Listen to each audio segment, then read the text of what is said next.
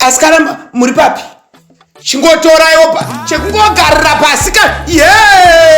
kwasvika bepa Maranoku Nokuthula Gabriella to Souza kuya karambirwa kane murume anga akarorwa na cricketer murume ndu anotamba cricket anonzi TAURAi MUZARABANI vatori ne two lovely kids together. Hey, amai mwana apa zvakarambirwa zvacho waidanana tina Chimutsa muchomuziva uyu nokuyu face of nashpens hanzi waitokwachamura mimba dzatina Chimutsa ndakontaktwa nehanzvadzi yatauzvo hanzvadzi yatau kanzi kwina mustomboziyai uyu wamunoti aimbwa uyu face of nashpens zvakarambirwa nemurume akarambirwa kunzi aidanana tina Chimutsa vachisenderana manudu vamutadzi vachitotumidzira mboro kufoni mukadzi wemunhu aiwe kuchi asi sikaningosiyana natina Chimutsa murume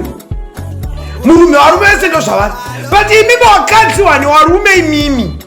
mukatanga kuhura kwa isusu tisina varume todiko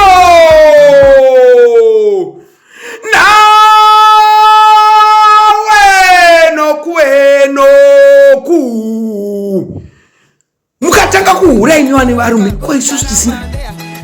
mukuda kuti ipedzerawo market wai nekunaka kwese uku mukadzi wemunhu kunotandwa nabhosi kubasa saka muri kuti chii chaizvo mukuti vakadzi vevanhu vasaende kumabasa ndizvo muri kuedza kutaura here nasikana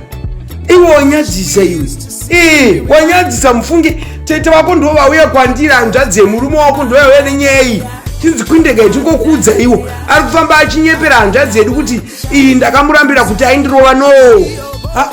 queen akaroverwa chihure chokuti aidanana tina Chemutarisi kwauchiudze vanhu chokwadi muneudza vanhu chokwadi amabhoi zvakanaka fani ungoudza vanhu chokwadi kuti murume aindirovera kuti ndaidanana tina Chemutarisi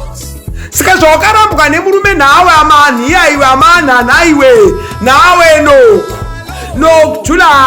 nawe Gabriella de Souza ndozita rake repasocial media ukamusecha munomuwana